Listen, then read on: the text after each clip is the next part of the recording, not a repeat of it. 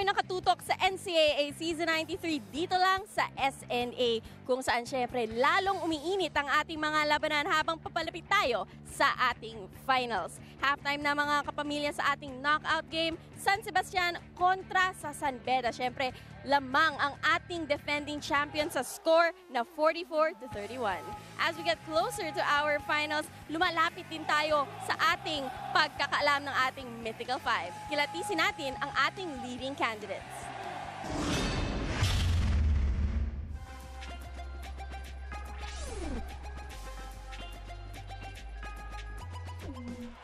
Patuloy ang karera patungo sa finals ng NCAA Season 93.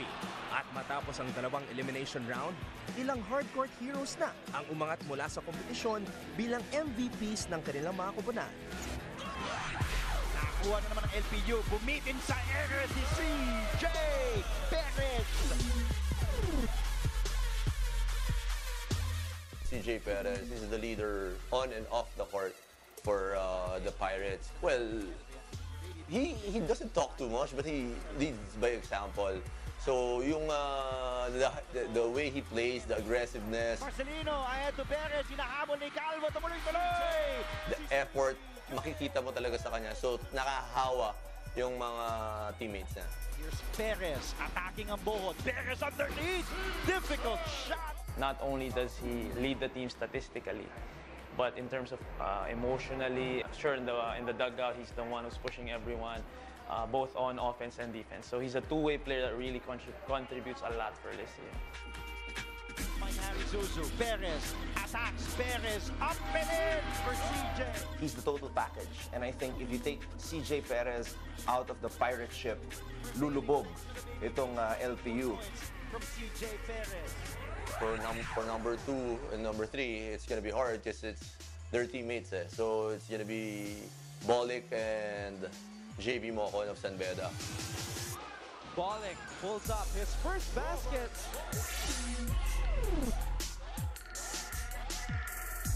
So the way Robert Bolic plays right now for San Beda is he handles the whole thing. If I'm Robert Bolic's teammate, and everything's going wrong, I'm gonna give it to Robert Bolic, and he knows what to do with the basketball. Ahead to Bolic, libre for this layup. This year talagang inako na niya yung role after Lansara graduated.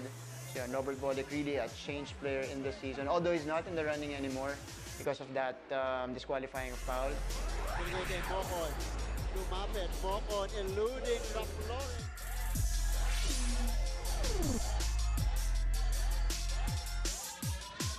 Si JV Mocon has been consistent all throughout the season. I'm excited to see kung madadala niya yun sa playoffs, sa finals, when it counts most, if ever they reach that far.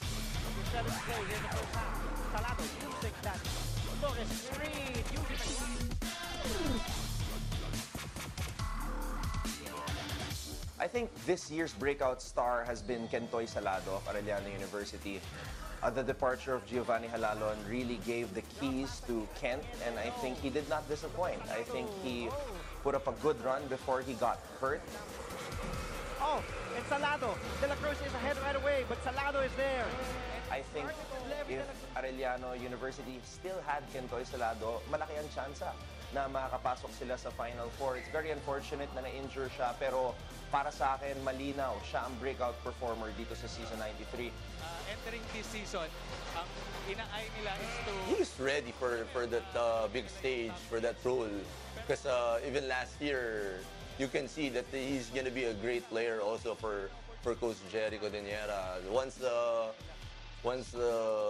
Giovanni Halalon graduated, he stepped on the plate. He accepted the challenge, and he really performed and showed us kung ano yung kaya niyang gawin.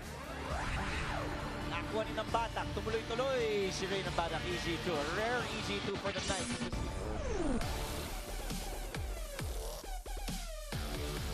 I think Ray ng Batak is the most PBA ready dito sa NCAA, most experienced guy. Tsaka homegrown itong si Ray ng Batak, nanggaling sa Letran High School basketball program, pumunta sa college basketball program.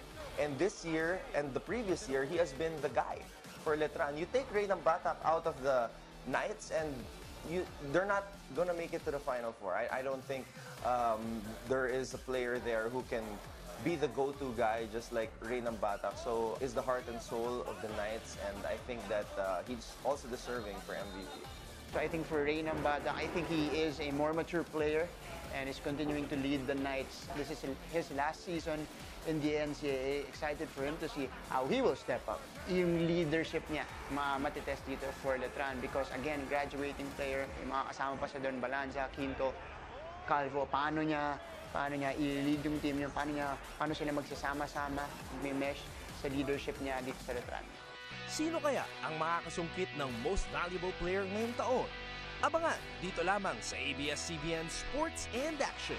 Yun yung inaabangan natin, yun yung nakikita natin the past couple of years in the NCAA, mga players na lumalaban para maabot ang kanilang pangarap at gumawa ng kasaysayan para sa kanilang eskwelahan. Yun ang mga kwentong nakikita natin dito sa NCAA at excited ako na malaman kung sino ang magiging bayani para sa kanilang school.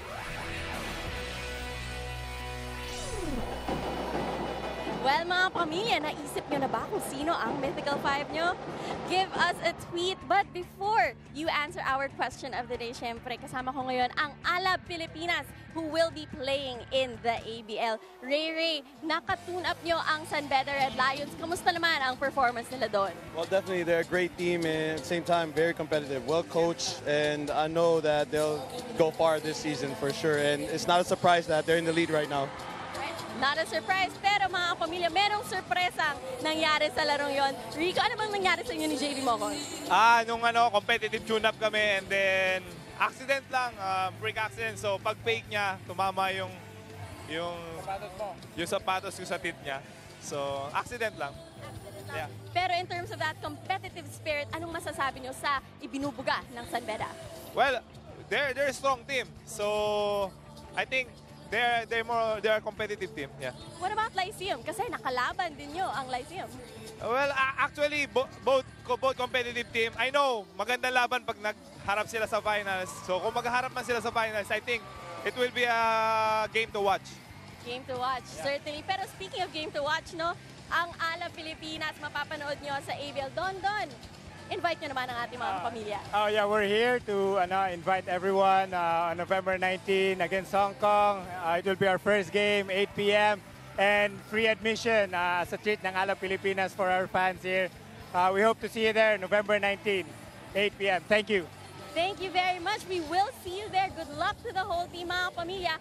Kita-kita tayo and let's support Alab Pilipinas. Magbabalik ang NCAA Season 93 dito lang sa SNA.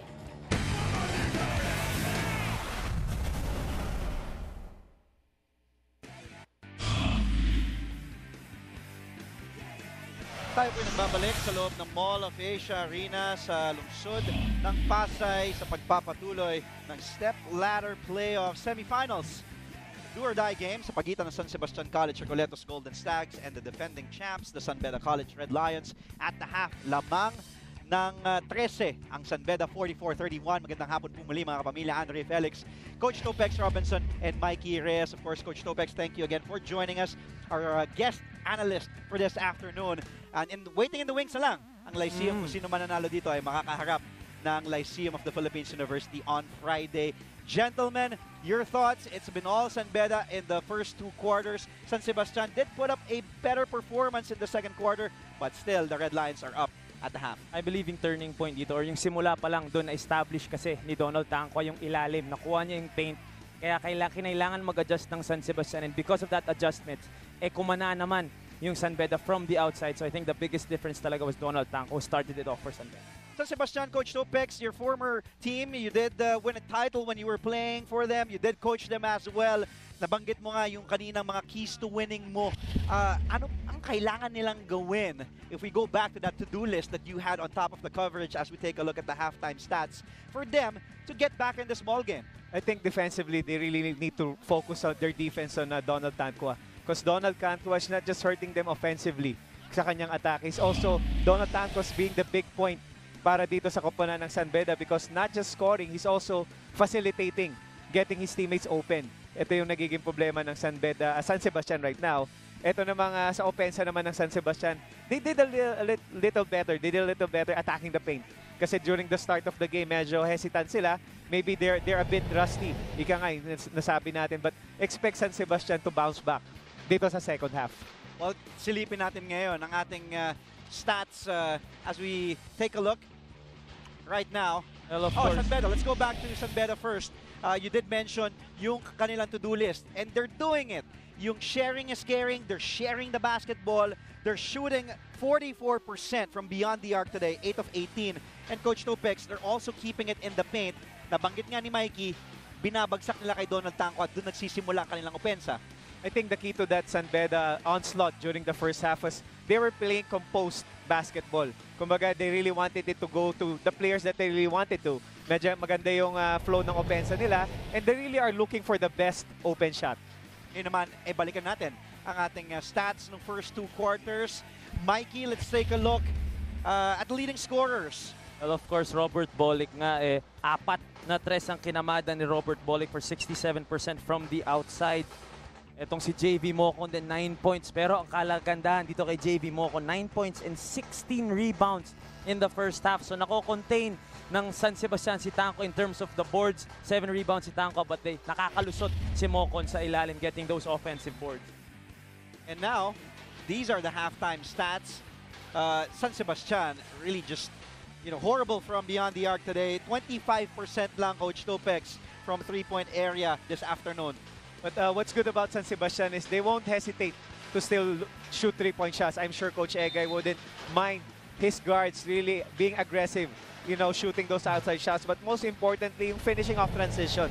They had a lot of open opportunities during the first half, which they kind of missed it, but for sure, pagdating ng second half, they're going to be more aggressive. Really, Andre, the story of the first half yung 3-pointers talaga, because in terms of 2-point field goals, 11 for San Sebastian and only 7 for San Beda. But because of that, 5 3-pointers na lamang ng San Beda. Ito, lamang sila ng 13 dito.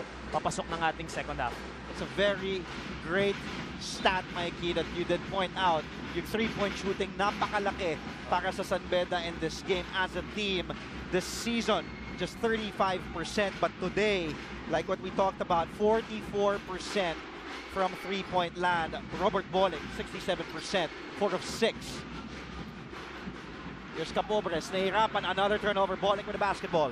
Tumatakbo si Bolick, off to Mocon. Mocon with the sidestep. Traveling violation, clearly. Nakakalimutan dumribble doon ni JV Mocon, pero itong San Beda Red Lions ang nanonood ngayon. Borgie Armida, of course, we all know, nakalaban ni Coach Topex ng coach ng San Sebastian. And Borgie Armida knows what it takes para umabot ng finals. Ang cute naman na nakita mo kahit yung bata lang na traveling yun. Maraming salamat, Derek Alneri. That was a nice sight to see. A kid at a very young age already knows his basketball. Traveling nga daw. Ito naman yung knockout play on the other end. Kakaibang knockout play yun, ha? Backcourt, from the backcourt to the front court ang knockout play ni Calma doon. I guess you'll notice medyo na-frustrate si Coach Boyd because this is a, do-or-die game. And you really want to value each possession and he cannot just give it away. Kumbaga, napakahirap umiscore. Alam nila yung kapasidad nitong San Sebastian, so you cannot let your guard down against San Sebastian. Win or go home. That's the story of this playoffs. Do-or-die step ladder. And I'm sure, Coach Topex, you know that no lead is safe dito sa ating NCAA.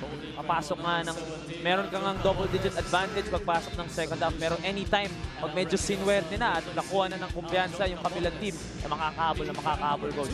Kumbaga, pagka ganitong mga games, kakalimutan mo na yung first round or second round, kung whatever the issue there, kung ano man naging result. And you always want to play it one game at a time. Kaya nga ito yung nangyayari ngayon. Everybody's being aggressive pagdating sa opensa. Mocon aggressive here in the third. And JV Mocon did score 9 points in that first half, 3 of 6 from the field. Costello, nagbibitawan ng bola, pinipressure ni Bolick. Kalisaan, he needs to get it going offensively. Kalisaan, the up and under, finally gets that one to trickle in. Itong si Michael Kalisaan was 1 of 5 from the field in the first half. Yun ang sinasabi natin, one of the best guys in terms of footwork itong si Michael Kalisaan dito sa ating NCAA. And we didn't see that nung first half. So, mabuti na nagiging agresibo na dito inside the paint si Michael Kalisaan. You know, San Beda is, of course, the defending champions. As we take a look at the Vivo clearer shot of the game, here's Mocon. This is a good matchup between two forwards of the league, Mocon and Calisan. This is the first time in 11 years that San Beda did not finish the elimination round. Sino sisisihin natin, Andre? Topics Robinson at ang Lyceum. No, but what a season for you guys, Coach Topex. Props to your boys. What you have done, Mikey, what Coach Topex has done sa Lyceum and their program, taking out 10 veterans from last season. You know, kung ikaw ay isang fan lang, tatanggalin mo yung Joseph Gabay, yung Shaq Alanes. Ganong katapang si Coach Topex Robinson, taking out yung mga leading scorers ng past seasons ng Lyceum. And we can say na nag-rebuild, pero at the same time, hindi rebuilding eh. Right away, you put in 10 rookies, or how many rookies? I'm so sorry. 10 rookies. You put in 10 rookies, along with si Mike Harry, Zuzu, Kaduyak, and of course, si Ayaay. At right away, to go undefeated, hindi ka man lang tumimpla nung umpisa. Siyempre, minsan, kukuha ka muna ng buwelo, but right away, going 18-0 in their first season together, yung mga players na yun, malaking bagay. It tells a lot dun sa program na binubuo ni Coach Topex sa Lyceum. Bolig drives and goes strong to the hoop. It's been smooth sailing para kay Robert Bolig and the Red Lions in this game. Coach, what is the team? Your team has been doing after how many weeks? Kasi nabanggit nga natin, 11 days, Mike, yung pahinga ng San Beda and San Sebastian. But as we take a look at Gayosa driving strong to the hole, palitan tayo ng baskets dito. Going back to my question to Coach Topex, anong ginagawa ng nila CJ Perez, Mike Harry, Susu, your boys, with this long break, waiting for your opponents in the finals? I guess it's really fine-tuning our the problems that we had. Kagaya nga nung sinasabi ko before, yung winning has a lot of flaws. Kumbaga, we're still 10 rookies right now with the lineup. Wala pa kami experience playing in Araneta, which is gonna be the venue of the final. So, marami pang fine-tuning to do, and malaking bagay sa amin that we have the 3-week layoff para nga naman maayos namin yung mga flaws namin. Calisan scores inside. He is getting his act together now here in the second half after just scoring 2 points in the first 2 quarters of this game. Pero dehado pa rin ang San Sebastian in this game ng Sham. Pads to Bolig. Bolig umatake. Bolig! Difficult shot. Calisan gets the ball back for the Stags. They clearly have the momentum here. Calisan all the way against Mocon. Swatted away by JB. Pero pabalik lang ako dun sa topic, Andre. Gusto ko lang talangin si Coach Topex. Yung mahaba nga yung break mo, so obviously you have practices. Will you go hard dun sa first few days? O light ka kasi siyempre nire-reserve mo yung core players mo? Or hard muna, tapos magiging light papalapit ng laro ninyo?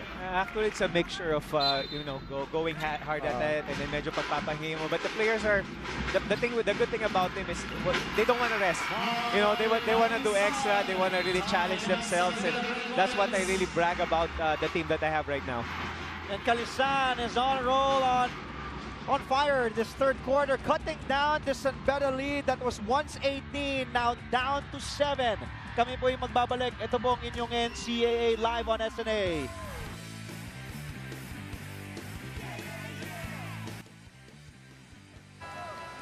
At nagbabalik ang NCAA Season 93 dito lang sa SNA. Mga kapamilya, iisa ang tanong ni Coach Egay Macaraya sa Stags.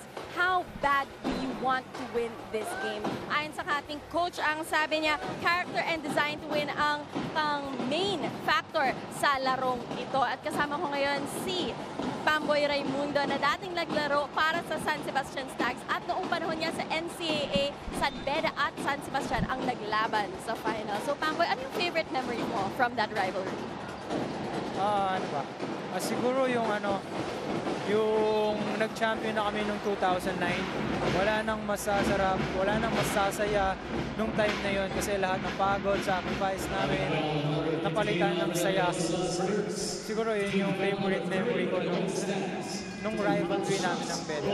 Right ngayon, ang San Sebastian nakakahabol na sila and they're 1 win away from going back to the finals. Ano sa tingin mo ang dapat nilang gawin para magpapatuloy ang kanilang journey here in NCAA Season 93? Siguro sa nakikita ko yung yung defense nila, mag-focus sila doon.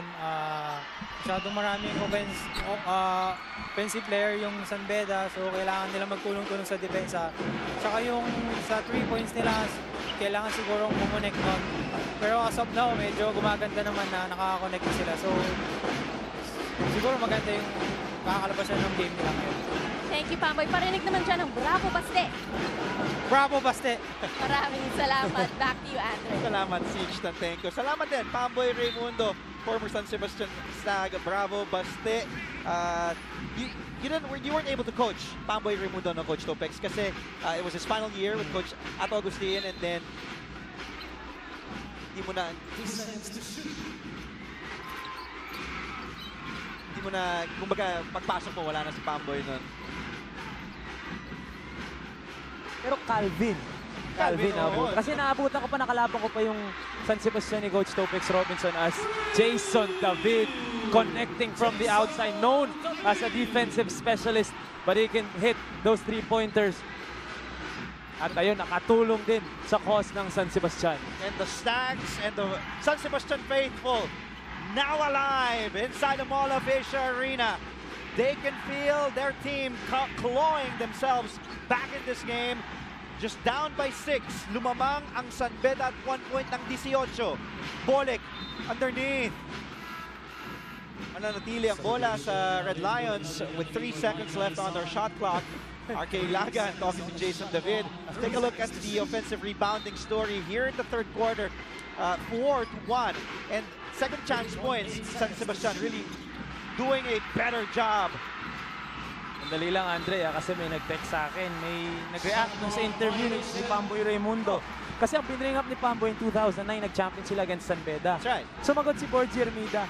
Nag-champion nga kayo noong 2009, hindi naman kayo nanalo noong 2010. So, yung dalawang ito kasi talaga ang nagtapat. Bantayan talaga yung dalawang yan. Borgie Hermida and Pamboy Raimundo. Boy, that was a great point guard matchup. At seasons 85 and 86 in the NCAA as well. Sweep yun, ng 86. Wala daw. Walang nanalo daw. Walang nanalo sa kanila noong 2010. 18-0. An historic run that time. Final year ni Borgie Hermida. Gayosa is feeling it. And the Lady Beast loves it. Vincent Sotones. 4 na lamang ang inaabol ng San Sebastian. Babalik ang bola sa Stags. Bolic. That expression says it all. At ito yung sinasabi natin, Andre. For Milo Nutriap, galing move of the quarter out friend Gayosa. At ito yung sinasabi natin, Andre, the main gunners of San Sebastian need to contribute. At kanina, si Michael Calisana nagsimula ng ating third quarter at nagtutulungan na yung role players dito pahabol sa San Beda. A big 3 from Mercado. That's not really what he's known for. A 15-6 quarter here for San Sebastian so far. Yeah, you were mentioning si Michael Calisan. He was 1 of 5 in the first half, 3 of 4 here in the second half. Rodriguez. Abuda, look at him skying high for the rebound. Tatawagan ng foul si Jason David. Ang naging adjustment dito, Andre, ng San Sebastian is they were more aggressive getting the players of San Beda out of their comfort zone. Yun yung pagkakaiba nila during the first half and the third quarter. And another thing here is they're really focusing now on Donald Tanqua. Medyo pinapahirapan din nila makareceive ng bola sa poste itong player ng San Beda. Oh, good defensive stop by Mercado, but there's Donald Tanqua, like what you mentioned. Coach Topex right on cue. Tanqua inside. 9 points already for the big man. Like in the first half, offensive rebounds killed itong San Sebastian. At dito, offensive rebound and the putback again for Tanqua. Oh, Ilagan, ilista mo na. RK Ilagan is feeling it. Umiinit na si Ilagan. He did not convert in the first half. He was 0 of 4 in the first 2 quarters. Bolic to Daliguez. Daliguez goes closer, wala pa rin. Bocon gets fouled hard by Ilagan. And yung body movement ng San Sebastian, kitang-kita. The swagger is back for the San Sebastian Stags.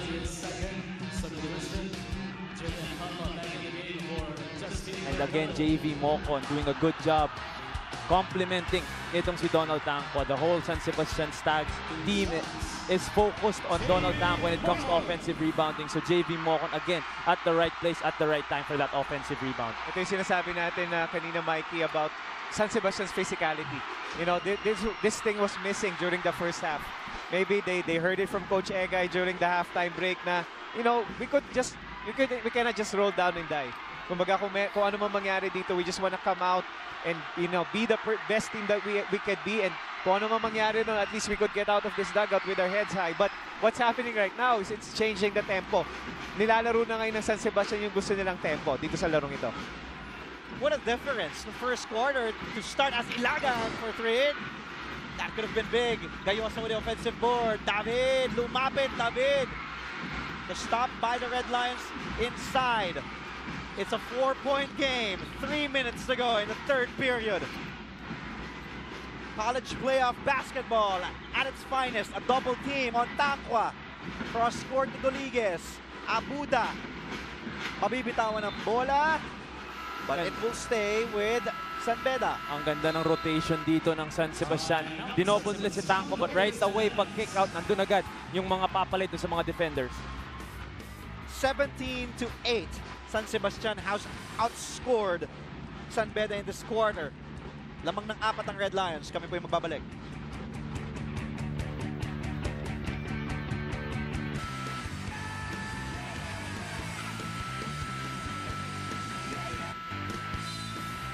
More beautiful faces on your screens right now. Smile, you're on cam. Kanina, Coach, may nag-text sa atin. Kilala mo daw lahat ng mga nag-react dito si Mikey Reyes.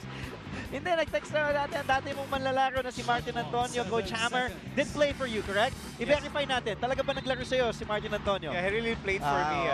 So, hindi totoo yung sinasabi niya. Totoo yung sinasabi niya. So, totoo yung sinasabi niya sa amateur league. Back to the action we go. Ina-convert ang San Beda on that possession. Bulanari stopping, popping, will not drop.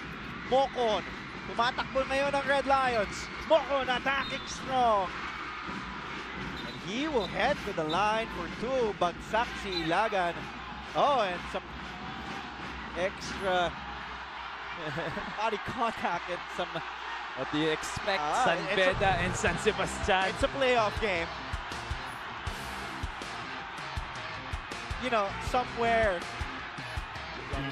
Alvin Abueva, Borgia Nida, you know, Ian Sangalang, Ronald Pascual, probably are watching and saying, been there, done that. Oh, and they're reminiscing, of course. Mga panahon na yun, Sudan. I remember, you know, reading this article by our colleague, Aton Rojas. Like what you mentioned kanina, Coach Topex, binanggit mo as we take a look at Commissioner By Cristobal on your screen right now. Grabe yung physicality ng San Beda and San Sebastian. Kahit si Sudan nun nagulat. Kaya yung mga tune-up game daw. Oh. I guess yun nga yung sinasabi natin. And then looking at the way the NCAA has been played ever since, you know, it's really be physical. Iba naman yung dirty sa physicality. Oh, yes. So, yes. I mean, I wouldn't mind this because, again, these guys are trying to get a spot, getting to be known, kumbaga makilala sila. They will really find a way para nga naman ma-edge yung pangalan nila sa ating liga.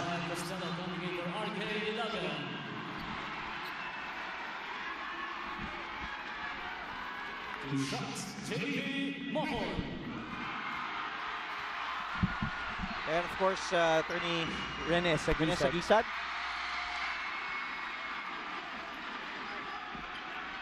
From San Beda. Of course, a former senator, attorney Rene Sagisag. The warning called. I believe on Michael Calisaan.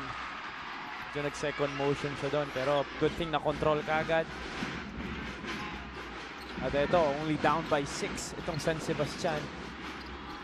Under 3 minutes to play. And the referee's doing a good job controlling the physicality of this game. Costello with the drive. Tinamaan ni Bolik. Ryan Costello staying aggressive in the second half. Ito na, pinasok na yung mga veterano ni Coach Egay Macaray to finish this quarter off and try to get that momentum papasok ng ating final canvas.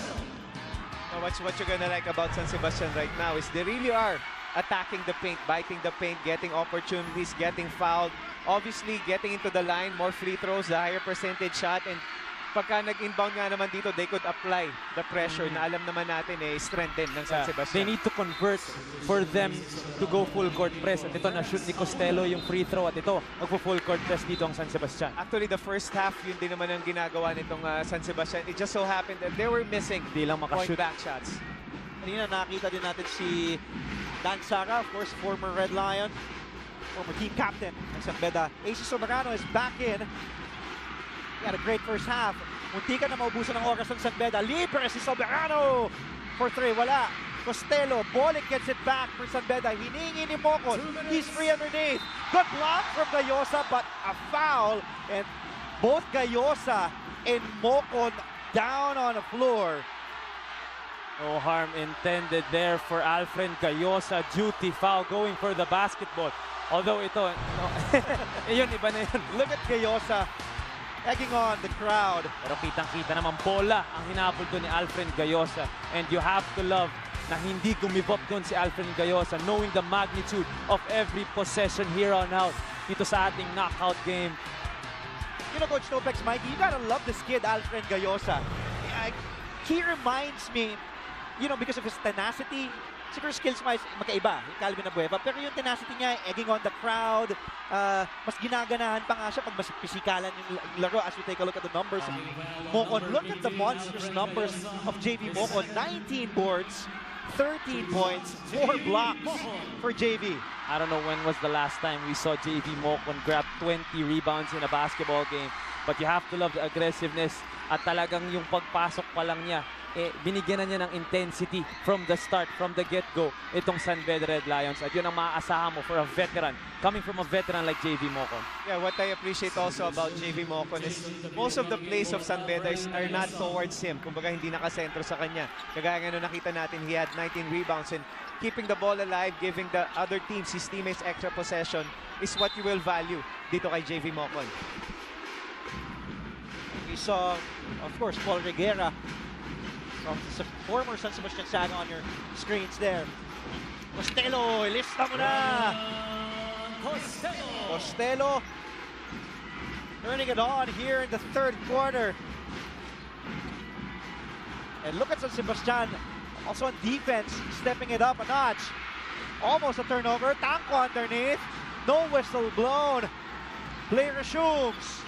Under 2 minutes to go. Costello, Bulanari for 3!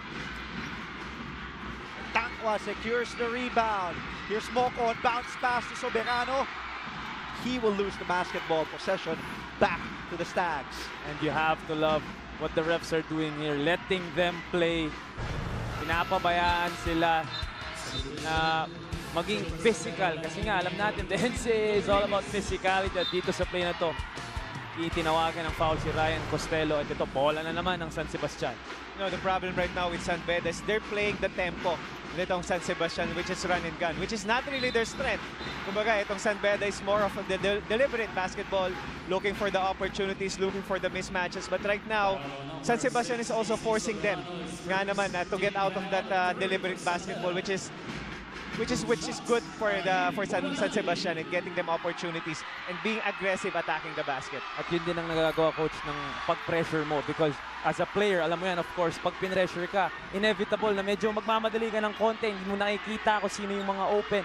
Kanina nung first half, easily, like what you were saying the whole first half, easily nabibigay nila kay Donald sa ilalim. Ngayon, nahihirapan sila, so medyo ina-atake na ng guards at hindi na sila nagre-relax on offense. Soberano, corner 3. San Beda's gone cold here in the second half from beyond the arc. Bolic, under a minute to play in the third. Bolic the kick out. Again, Soberano will fire. Still no go. Oh, and whoa, unsportsmanlike foul. Away from the basketball, mukhang kay Michael Calisan itatawag ito.